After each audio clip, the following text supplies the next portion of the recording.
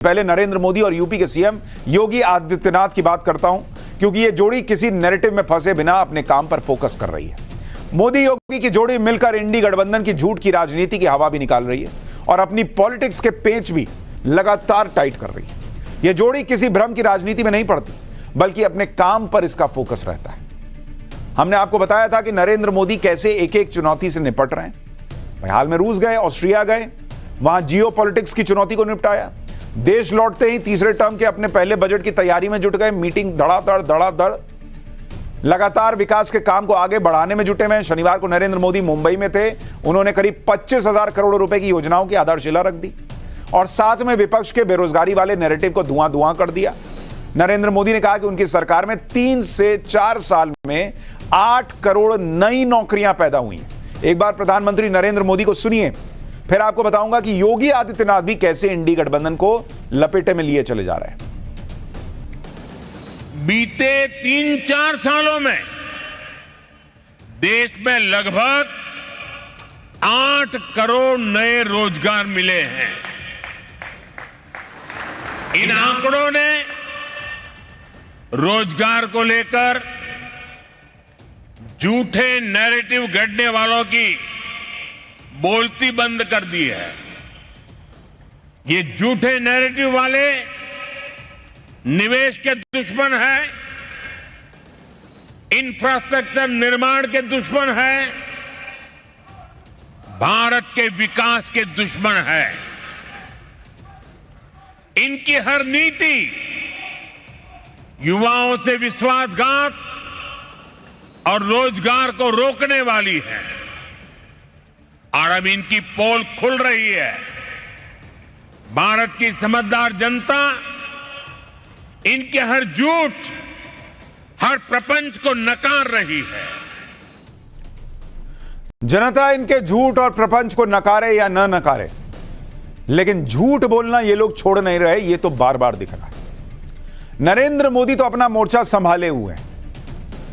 अभी एसबीआई की एक रिपोर्ट आई, उसमें कहा गया कि 10 साल में नरेंद्र मोदी की सरकार में जो रोजगार के अवसर पैदा हुए वो करोड़ों में करीब 22 करोड़ के आसपास, और यूपीए के जमाने से कई गुना ज्यादा है। अच्छा, उधर यूपी में योगी आदित्यनाथ ने भी लोकसभा चुनाव के प्रदर्शन पर पहली बार खुलकर बात की और अपने विरोधियों को बताया कि वो योगी आदित्यनाथ को कमजोर समझने की गलती ना करें कि नरेंद्र मोदी जो है उनकी सीटें यूपी में कम हो गई, बीजेपी की कम हो गई, तो योगी सरेंडर मोड में आ जाएंगे। योगी ऐसे किसी मोड में नहीं है बॉस। सीएम योगी ने कल लखनऊ में बीजेपी की प्रदेश कार्य समिति की बैठक में हिस्सा लिया। योगी आदित्यनाथ ने कल ऐसा भाषण दिया कि हार से जिन कार्यकर्ताओं का जोश ठंडा पड़ा था, वो जोश फिर से 7वें आसमान पर पहुंच गया। लोकसभा चुनाव में कमजोर प्रदर्शन को पीछे छोड़ते हुए योगी आदित्यनाथ ने फ्यूचर के रोड मैप की बात कही और सबको टाइट करने के लिए कह दिया, टाइट रहने के लिए कह दिया। सीएम योगी ने कहा कि 2027 की जीत के लिए अभी से सबको सुपर एक्टिव होना होगा। उपचुनाव में बीजेपी 10 में से 10 सीटें जीतेगी, यानी एक टारगेट भी दे दिया। किसी भी सूरत में बैकफुट पर आने की जरूरत नहीं है। बीजेपी यूपी में लगातार 4 चुनाव जीती है और आगे भी यह सिलसिला जारी रहेगा। योगी आदित्यनाथ ने अपने भाषण में विपक्ष को भी खूब लपेटा। कहा कि जो विपक्ष चुनाव से पहले हार मानकर बैठ गया था, वो फिर से उछल कूद कर रहा है। एक बार सुनिए सीएम योगी ने क्या कहा, फिर बताऊंगा कि बीजेपी की बैठक में और क्या क्या हुआ है। जीत का यह सिलसिला जो 14, 17, 19, 22 पंचायत चुनाव, नगर निकाय चुनाव, उपचुनावों में बना रहा, यही मोमेंटम 2027 में भी बनेगा। यह हमारा संकल्प आज से होना चाहिए, आज से होना चाहिए। जिस जीत ने विधानसभा को चुनाव भी जिताया, नगर निकायों में भारी सफलता प्रदान कराई, सर्वाधिक चेयरमैन और सर्वाधिक पार्षद भी जिताए, और आजमगढ़ और रामपुर के उपचुनाव में भी विजय पताका भारतीय जनता पार्टी ने अपना गाड़ने का काम किया था। कोई कारण नहीं 10 की 10 उपचुनाव फिर से भारतीय जनता पार्टी अपने पक्ष में करने में सफल हो। जिस विपक्ष ने चुनाव के पहले हिम्मत हार करके बैठ गया था, वो आज फिर से उछल कूद करने का कार्य कर रहा है। जो लोग उछल कूद करने का कुत्सित प्रयास कर रहे हैं, मुझे लगता है इनको दोबारा उछल कूद करने का अवसर ही नहीं मिल पाएगा। यह हम आप सबको आश्वस्त करने के लिए आज यहां पर आए हैं। भारतीय जनता पार्टी के कार्यकर्ता को किसी भी स्थिति में बैकफुट पर आने की आवश्यकता नहीं है। योगी आदित्यनाथ ताल ठोक कर कह रहे हैं कि बीजेपी के किसी कार्यकर्ता को बैकफुट पर आने की जरूरत नहीं है, और इसकी बड़ी वजह ये जो बूस्ट मिलता है वो विकास के कामों से मिलता है। अभी जो मैं एसबीआई की रिपोर्ट बता रहा था, अभी टीम ने अपडेट किया कि एग्जैक्ट आंकड़ा है, नरेंद्र मोदी के 10 साल में करीब 12.5 करोड़ रोजगार के अवसर पैदा हुए, जबकि यूपीए के 10 साल में करीब 3 करोड़ थे। मतलब 4 गुना ज्यादा नरेंद्र मोदी के इस 10 साल में रोजगार के अवसर पैदा हुए हैं। यह एसबीआई की रिपोर्ट है। तो वही योगी मोदी कह रहे हैं कि जब इतना काम किया है तो बैकफुट पे क्या आते हो जी, कोई झूठ फैला रहा है उसी में तुम लोग लटपटा गए। योगी आदित्यनाथ के इस भाषण की खूब चर्चा भी हो रही है। इस भाषण के अलग अलग मायने निकाले जा रहे हैं। भाई जैसे लोकसभा चुनाव के दौरान विपक्ष ये बात खूब उड़ा रहा था कि चुनाव के बाद नरेंद्र मोदी यूपी का मुख्यमंत्री बदल देंगे। चुनाव में खराब प्रदर्शन के बाद इस चर्चा ने और जोर पकड़ाई, लेकिन कल योगी आदित्यनाथ ने एक साथ कई कंफ्यूजन दूर कर दिए। उन्होंने कहा कि कार्यकर्ताओं को बैकफुट पर आने की जरूरत नहीं है। सीधा संदेश यह दिया कि योगी आदित्यनाथ बैकफुट पर नहीं आने वाले। यूपी में सीएम योगी के सख्त मॉडल को लेकर जो लोग सवाल उठाते हैं, उसमें कल योगी आदित्यनाथ ने मुहर्रम का उदाहरण देकर साफ कर दिया कि उनकी सरकार जैसे चलती थी वैसे ही चलेगी। यूपी में कमजोर प्रदर्शन के लिए योगी आदित्यनाथ पर भी उंगलियां उठ रही थी, लेकिन उन्होंने साफ कहा कि चुनाव में अति आत्मविश्वास ने भी चोट पहुंचाई है। यानी योगी आदित्यनाथ सीधी और सपाट बात करने से नहीं हिचके। उन्होंने कार्यकर्ताओं में जोश तो भरा ही, साथ ही यह भी बता दिया कि कार्यकर्ता अगर ज्यादा एक्टिव रहते तो नतीजे कुछ और हो सकते थे।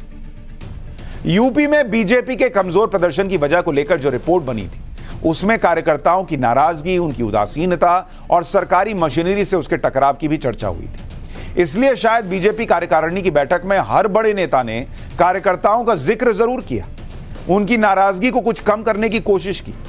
बीजेपी प्रदेश अध्यक्ष ने कहा कि कार्यकर्ताओं के सम्मान से बड़ा कुछ नहीं है, इस सम्मान से कोई समझौता नहीं होगा। यूपी के सीएम योगी आदित्यनाथ ने भी कार्यकर्ता को बैकफुट पर न आने की बात कही। यूपी के डिप्टी सीएम केशव प्रसाद मौर्य ने कार्यकर्ताओं के असंतोष को कम करने के लिए यहां तक कह दिया कि संगठन सरकार से बड़ा है और रहेगा।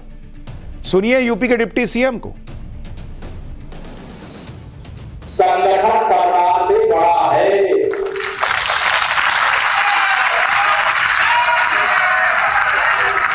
संगठन से बड़ा कोई नहीं होता है। संगठन सरकार से बड़ा है, बड़ा था, बड़ा रहेगा। यानी बीजेपी ये समझ रही है कि 240 सीटें आने के बावजूद जहां कुछ कमी रही, वो कमी कार्यकर्ता ही दूर कर सकता है। जो मैंने आपको पिछली बार कहा भी था कि भाई अधिकारी सरकार चलाने में मदद कर सकते हैं, लेकिन सरकार बनाता कार्यकर्ता है, वही मेहनत करता है, वही पसीना बहाता है। आप बन गए सीएम तो अधिकारी आपकी सुनेगा, कल को कोई और बनेगा उसकी सुनेगा। कार्यकर्ता आपके लिए ही लड़ता भिड़ता है और अपना पसीना बहाता है पार्टी के लिए, उसकी विचारधारा के लिए।